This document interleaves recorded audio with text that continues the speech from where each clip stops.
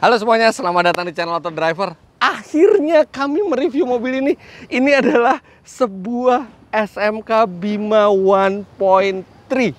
Yes, Auto Driver biasanya itu sangat jarang mereview mobil komersial.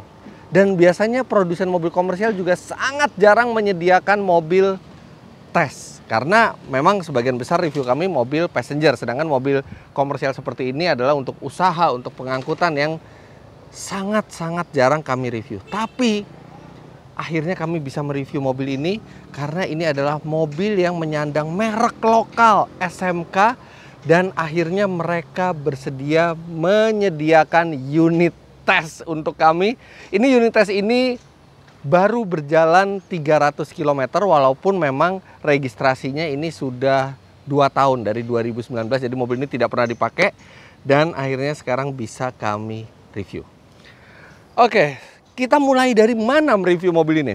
Karena mobil ini walaupun bukan yang terlaris di Indonesia, bukan yang paling populer, tapi nyatanya dia adalah salah satu mobil yang paling banyak dibincangkan di Indonesia. Jadi awal dari video ini akan sedikit berbeda.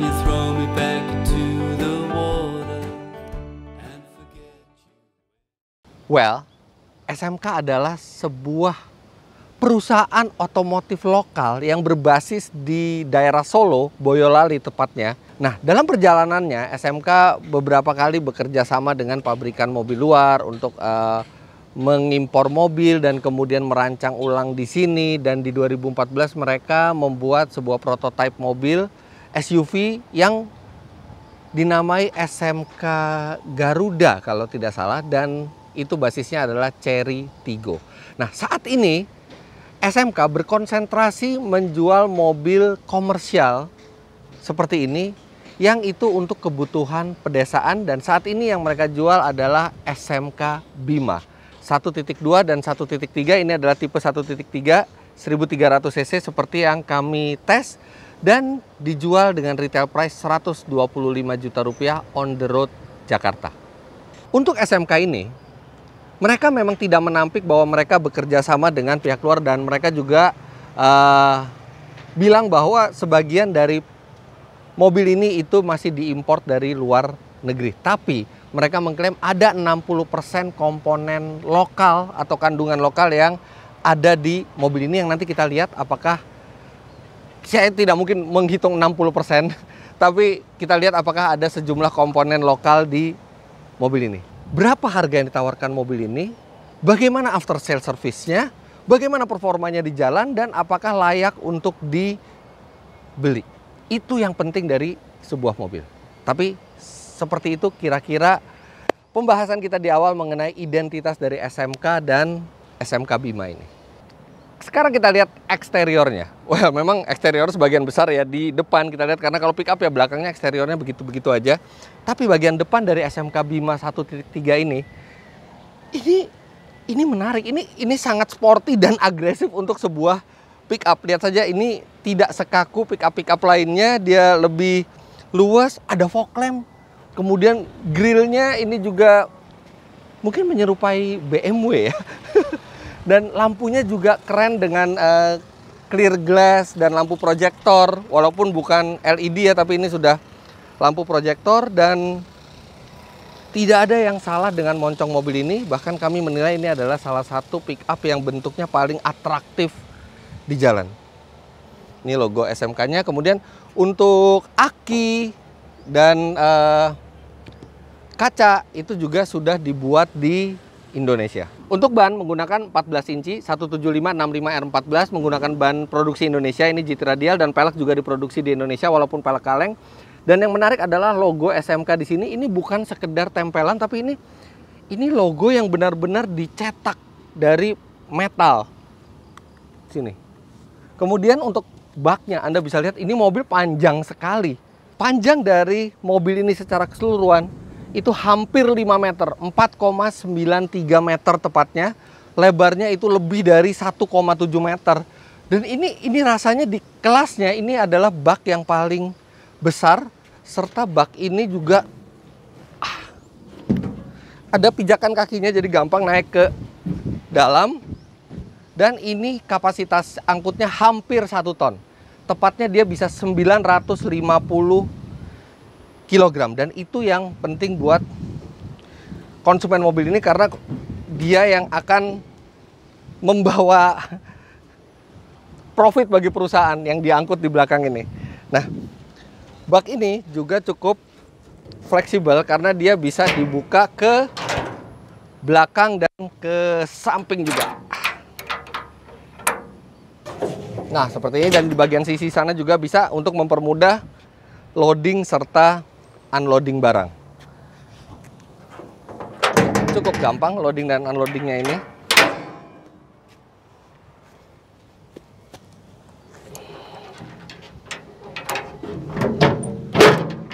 Mekanisme penguncinya ini sangat mudah ya untuk digunakan.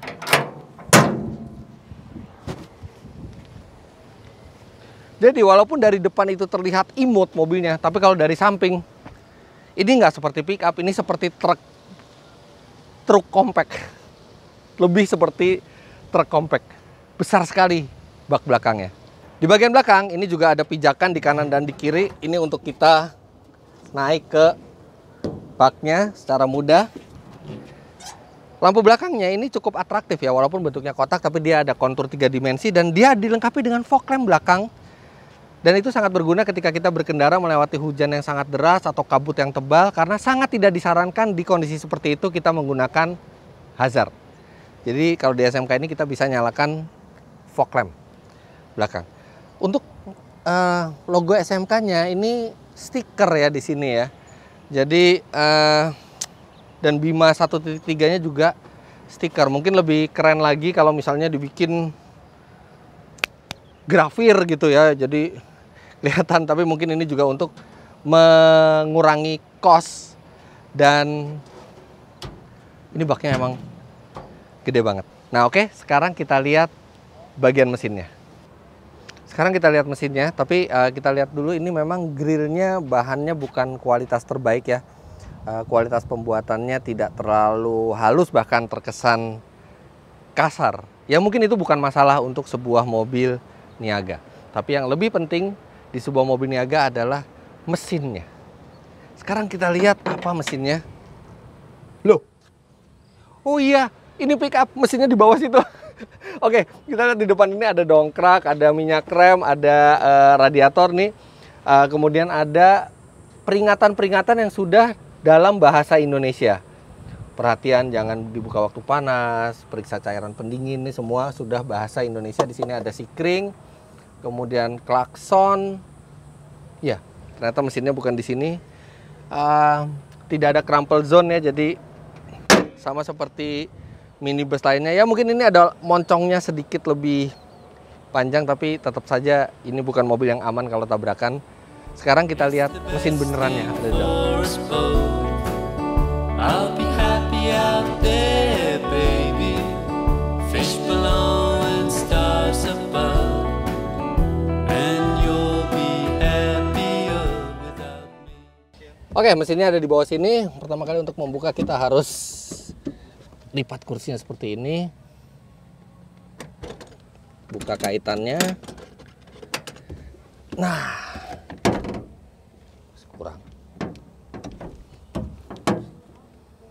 Oke, saya nggak pernah terbiasa membuka mesin pick up. Gimana ini nyangkutinnya ya? Oke, seperti kita bisa lihat di sini mesinnya ada emblem SMK 1300 cc DOHC 16 valve, 4 katup per silinder. Ini akinya di sini, periksa olinya di sini, dan ini penggerak belakang. Dan Mobil ini menghasilkan tenaga 84 HP serta torsi 105 Nm. Kalau kita bandingkan dengan pesaingnya, Suzuki Carry dengan mesin 1500 cc itu memiliki tenaga 97 HP dan torsi 135 Nm. Tenaga dan torsi tersebut kemudian disalurkan ke dua roda belakang melalui transmisi manual 5 speed. Kalau kita bandingkan dengan yang sekelas yang 1300 cc, kita ambil Daihatsu Grand Max.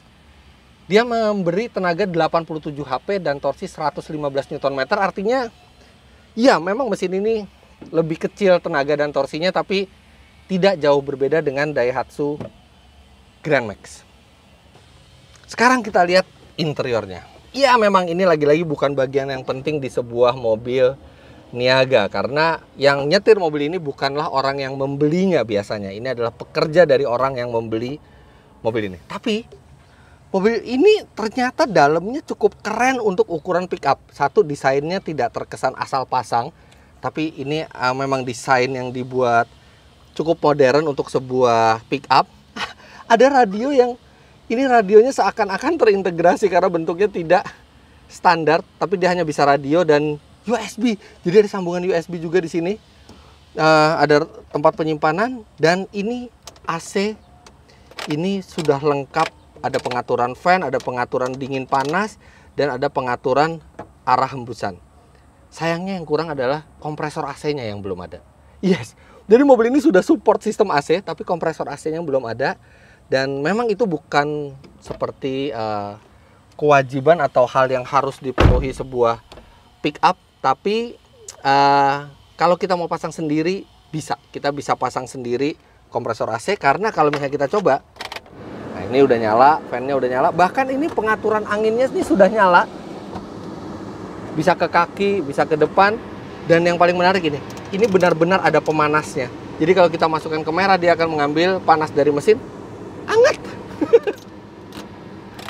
Tinggal kurang kompresor AC-nya aja. Nah, buat instrumen ini juga keren, karena dia sudah dilengkapi dengan RPM. Lagi-lagi RPM itu bukan sebuah hal yang wajib untuk sebuah pick-up.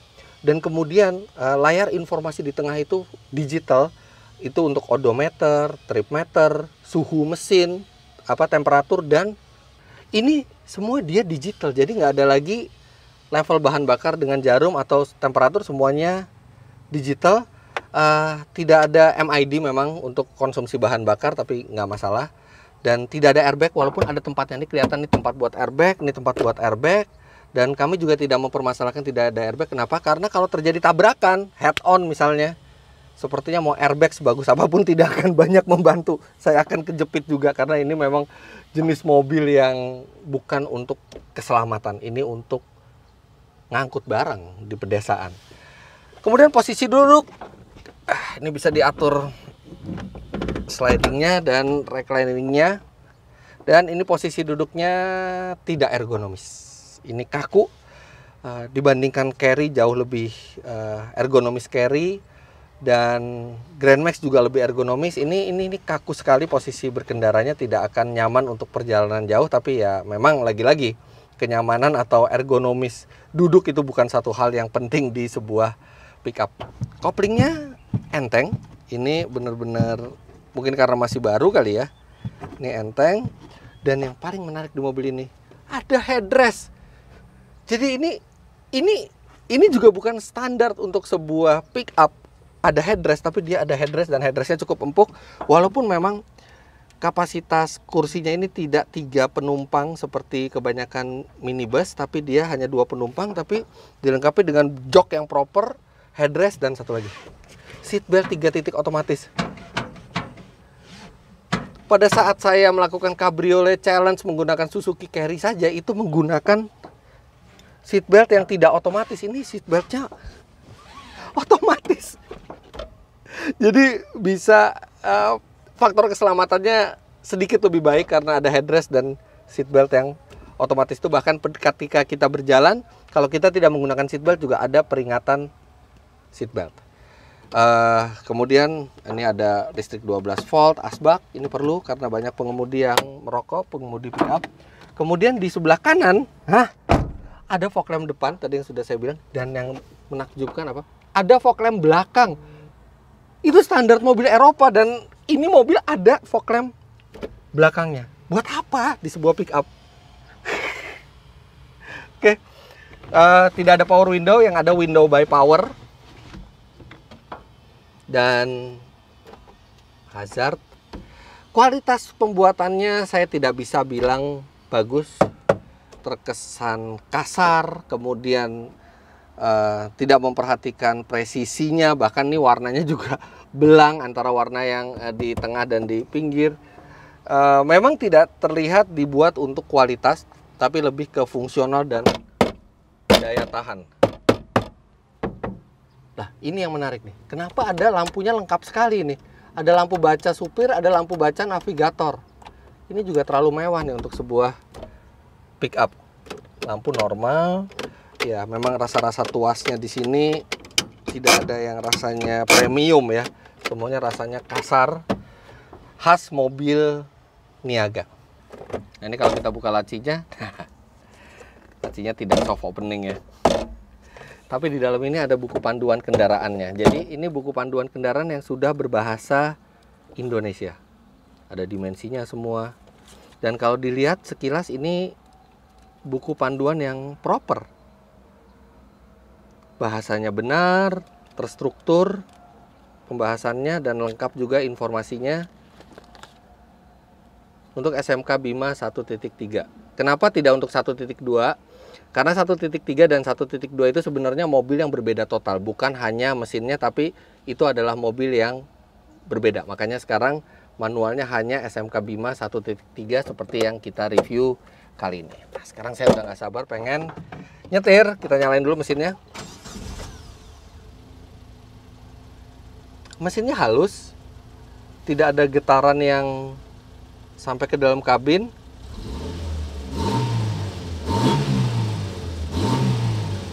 Suaranya juga garing dan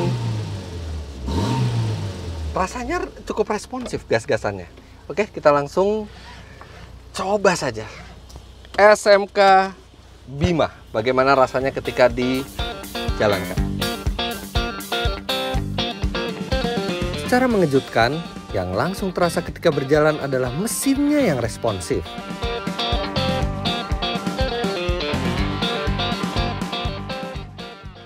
Ini saya nggak mengada-ngada ya. Pertama kali saya mencoba mobil ini, yang langsung berkesan adalah respons dari mesinnya. Ini mesinnya enteng sekali rasanya. Dan kayak nggak ada males-malesnya ini mesin. Sampai red line di 6000 RPM juga enteng aja nih mesin. Dalam keadaan bobot kosong, mobil ini mencatat 0 sampai 100 km per jam itu dalam 15,2 detik. Mestinya bisa lebih cepat lagi, tapi ada wheel spin yang cukup banyak sehingga di 15 detikan 0-100-nya. Tapi ketika di jalan, apalagi di RPM di bawah 3500 itu terasa torsi bawahnya itu kuat dan sangat sedikit injakan pedal gas yang perlu kita lakukan. Benar-benar menyenangkan mesinnya.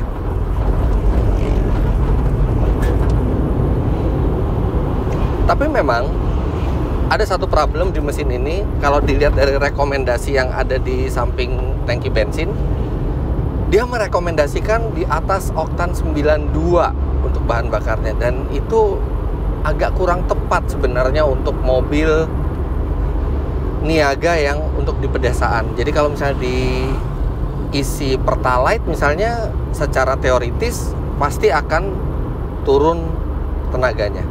Tapi kalau diisi oktan 92 ini, sekarang saya isi oktan 92 ini tenaganya enak. Tapi mestinya mobil seperti ini harusnya serendah-rendahnya kebutuhan oktannya. Tapi mobil ini 92 kebutuhan oktannya. SMK Bima dibuat sebagai mobil beban dan itu terasa dari karakter transmisinya.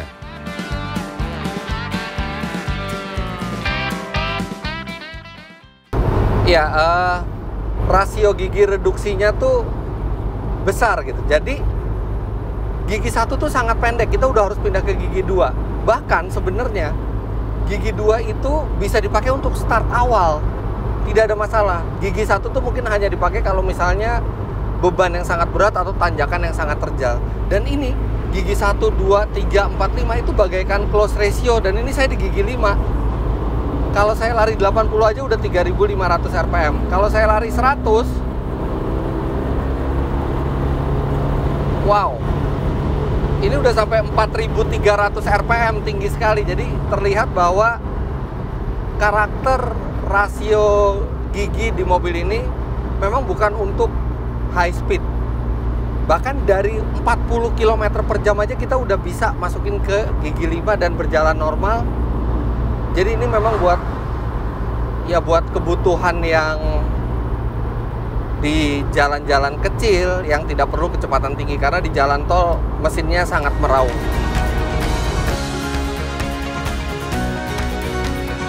Selain rasio transmisi, karakter sebagai mobil beban terasa di bantingan suspensinya.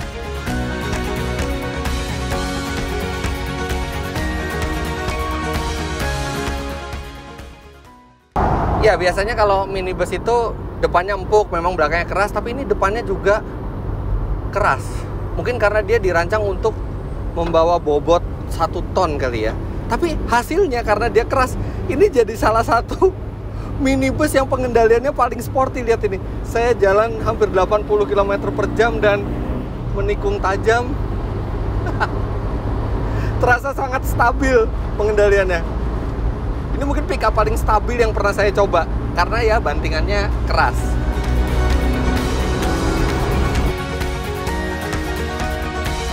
Mobil ini digunakan untuk mencari uang, makanya konsumsi BBM menjadi cukup penting.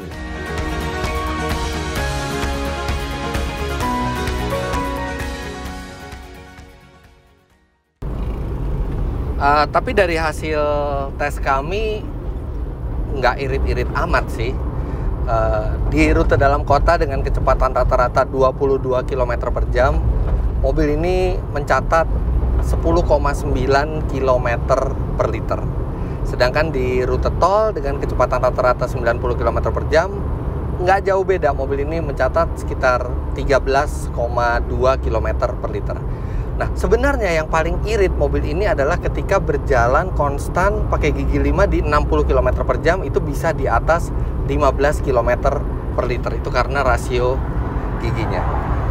Jadi nggak efisien amat, tapi memang respons mesinnya yang sangat positif. Kalau untuk konsumsi bahan bakarnya biasa saja. SMK memang tidak fun to drive, tapi memang mobil seperti ini tidak dirancang untuk keasikan berkendara.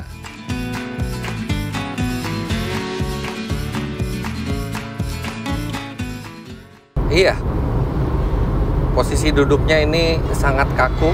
Ini kalau saya sih nggak akan tahan mungkin berkendara lama dengan mobil ini. Kemudian seperti saya bilang tadi, bantingannya keras, belum disediakan AC dalam kondisi standar.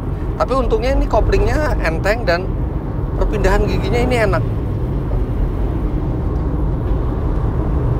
Dan kalau buat saya yang tingginya 177 cm, emang headroomnya masih sangat lega. Tapi ini saya posisi duduknya tinggi sekali, dan di depan itu ada kaca film di sepertiga atas. Itu saya jadi ngelihatnya lewat kaca film, saya nggak bisa ngelihat yang clear. Posisi duduknya ketinggian ya memang bukan untuk perjalanan jauh, tapi kalau sekedar di pedesaan aja sih. Terus kan gayanya harus begini dong.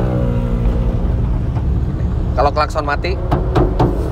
Tapi ngomong-ngomong klaksonnya beda. Kalau misalnya mobil biasa itu kan klaksonnya tin. Kalau ini pep.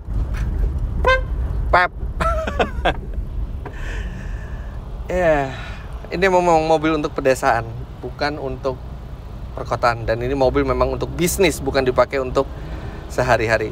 Ada yang bertanya kalau misalnya dijadikan karoseri gimana? Secara teknis pasti bisa dibikin jadi karoseri. Tapi ya saya nggak menyarankan ini jadi mobil keluarga.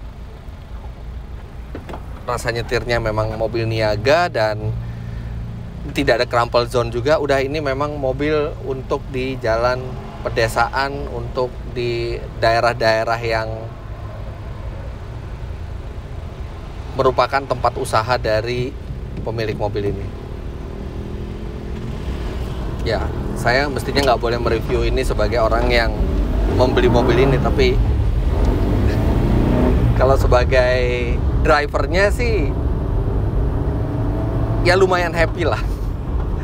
Minimal ada radio, ada lampu baca, ada headrest, ada seatbelt 3 titik. Tapi kalau ada AC bakal enak nih. Kepanasan saya dari tadi.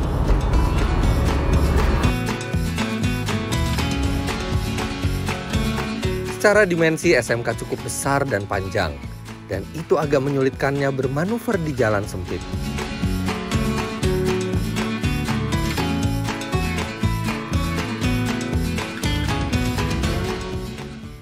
Berputar balik dengan mobil ini itu pekerjaan yang cukup menyebalkan. Karena pertama setirnya agak berat, karena dia belum dilengkapi dengan power steering, dan nah ini jalannya lebar aja jadi bisa. Tapi kalau misalnya di jalan sempit, karena dia baknya lebar dan dimensinya panjang, itu bisa maju mundur, dan kalau lagi berjalan sih enteng ya setirnya. Tapi kalau lagi pelan maju mundur itu ini setirnya berat, sehingga berputar balik itu bukan menjadi keunggulan mobil ini. Akan lumayan merepotkan ketika Anda berada di tempat yang sempit yang membutuhkan manuver dan putaran setir yang banyak. Akan tetapi ada caranya kalau Anda ingin berputar balik secara sigap, yaitu seperti ini. Menggunakan rem tangan. Ya, itu bisa dilakukan di mobil ini asal muatannya kosong, karena suspensi mobil ini cukup keras dan mobil ini cukup stabil. Tapi jangan ditiru oleh Anda sama sekali. Itu cuman bercandaan aja tadi.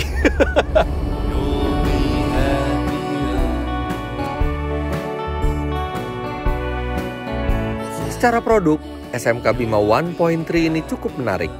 Bentuknya ganteng, daya angkutnya besar, tenaga kuat, fitur banyak, dan harga termurah di kelasnya. Tapi ada masalah yang menghambat penjualan mobil ini.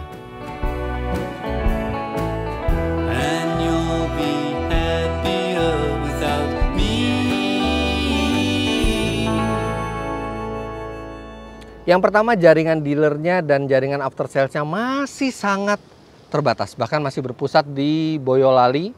Dan mungkin itu tidak masalah untuk pembeli mobil ini di daerah-daerah sekitar. Tapi kalau di daerah-daerah yang jauh, mereka melakukannya dengan sistem bengkel rujukan. Jadi belum memiliki jaringan after sales service yang layak seperti APM pada umumnya. Yang kedua, SMK adalah merek baru. Dan merek baru itu butuh waktu untuk menancapkan reputasinya. Kita belum tahu reliability-nya seperti apa. Kita belum tahu layanan after sales-nya seperti apa. Jadi itu butuh waktu untuk diterima oleh konsumen.